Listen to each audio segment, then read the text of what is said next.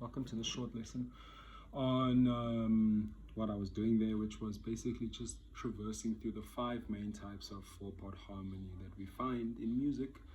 Obviously, there's a lot of ways to organize any 4 pitches in our 12-tone system, but these are amongst the most basic forms that you're first introduced to once you begin to go beyond the triad. Okay, so the first chord was like a major 7 thing, then the second chord was a dominant 7, third chord minor 7, fourth chord minor 7 flat 5, and the last chord was a diminished thing. I have uploaded a video previously on like this exercise going.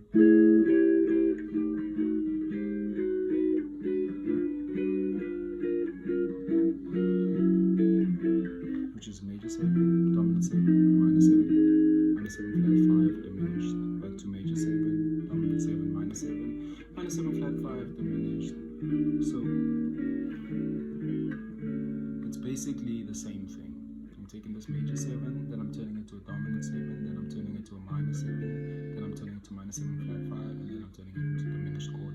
And what's happening here is that I'm moving them down 1 note at a time. So if I start with this major 7 shape, let's do it in the key of C. If I start with this major 7 shape, if I take the flat 7, which is this B, and make it a B flat, it becomes a dominant 7. Once I take this E and turn it to an E flat, it becomes a minor 7. And then once I take this G and I turn it to a G flat, it becomes a minor 7 flat 5. And once I take that B flat and flatten it 1 more time to an A, it becomes a double flat 7, or the 6, which is a diminished chord. Does that make sense? Cool. So it's like major 7, dominant 7, minor 7, minor 7 flat 5, diminished. And obviously diminished chords are symmetrical. So I'm taking that same concept, but I'm rooting it in these arpeggios. Again, some of the first ideas you get introduced to an instrument, which is root, 3rd, 5th, 7, root, 3rd, 5th, 7. Then I move that 7 to a flat 7, so it'd be root, 3rd, 5th, flat 7, flat 7. Then again, root, flat 3, 5, flat 7, root, flat 3, 5, flat 7, root. And then it becomes root, flat 3, root, flat 3, flat 5, flat 7, root, flat 3, flat 5, flat 7,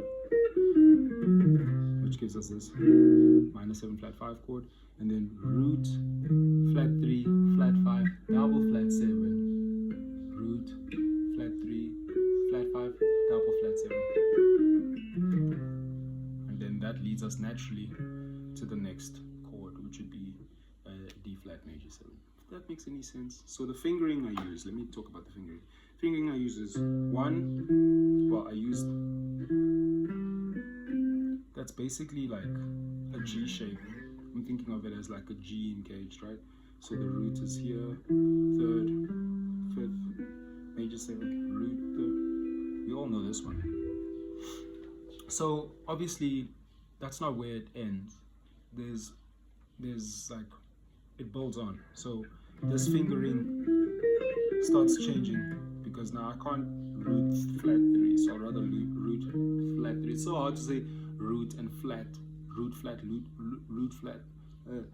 But you get what I'm saying, right? So this flat 3 that's here is easier to grab here because it's like,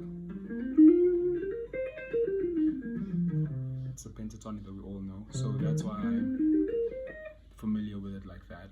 And then the minor 7 flat 5, same thing. The only thing that's a bit different is the diminished, because it's completely symmetrical, but that's a whole other story. Now, if you really want to get good at this, you won't just move it up and down by semitones, but you'd actually find all the other notes that the chord starts on and take it from there. For example, and I run the risk of embarrassing myself because I haven't prepared this off camera, but if this is root, third, fifth, seventh, 1, 3, 5, 7, that sounds like root position, right? Which means the first inversion would be the 3, 5, 7, 1. So I could play it here, right? But that's just playing this shape without playing the root, right? Which is an approach, right? But I think a bigger challenge is to find the third on the same string as you found the root, which would be here, obviously. Then building your arpeggio from there. So root, fifth, seventh, 1, root, fifth, seventh, 1, root, fifth. There it is.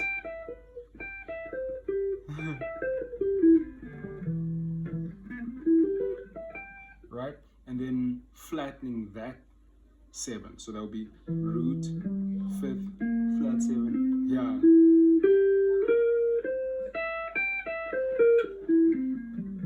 Right, so I'm doing the same thing here. Root, then I'm flattening the 7th to the flat 7. Now I'm gonna flatten the 3rd to the flat 3rd, and so forth. So this would be root 5th, major 7, 1, root 3rd, major 7, 1, root 3rd. I mean 3rd, 5th. It's so hard to just talk about the stuff. Just do it. It's easier to just do it, right? But yeah, 3rd, 5th, 7th, root 3rd, 5th, 7th, root 3rd, 5th. And it's good to say it as you do it. 5th, 3rd, root 7th, 5th, 3rd, root 7th, 5th, 3rd. Now I'd have to turn that to a flat 7, which would be 3rd, 5th, flat 7, root 3rd, 5th, flat 7, root 3rd, 5th. I played it wrong, but obviously I'd spent some time on that. It's not obvious. I suggest you spend time on it. Then you're gonna flatten the 3, right? Which means you're gonna start from here. That's when things start to get a bit weird, right? So we've had root. I'm just gonna do it 1 octave. Root. 3rd, 5th, 7th root. Right. Then we've had 3rd, 5th, flat 7th root. Then we'll have flat 3, flat 3, 5, flat 7 root. Then we'll have flat 5. Then we'll have double flat 7, which would be right. And then you'll do it from the 5th, and then you'll do it from the 7th, and then you'll do it from the root again, which is this. Okay, and the whole point of this is just, it's more valuable to take one thing and try and figure out how many other ways that thing exists than to try and cram a bunch of shapes. Cramming shapes is good in the beginning because it gives you a lot of confidence to know that this is a G. That sounds so good. It sounds so good, but yeah, it gives you so much confidence to know that that's a G chord or whatever. But why is it a G chord? Because this is the root, this is the 3rd, that's the 5th, that's the root, that's a 3rd, that's a 5th. You know, like, you must understand that. The quicker you get there, the more things will make sense. The more, like, when you come across some phrases in music, you'll be like, oh, that's just this arpeggio. Like, that's giant steps, right? You're just going, it's a major triad. Flat 3 of that root, right? Which is like, you've heard that before, but now that you've gone and found all the triads, you can just see it as such, and that's how you develop your own language. Yeah, just a quick little video I felt like making because I felt like making it. It's the best pick I've played in a while. I'm really happy with it. Really happy with this guitar. Really happy with my sound. Have a blessed day.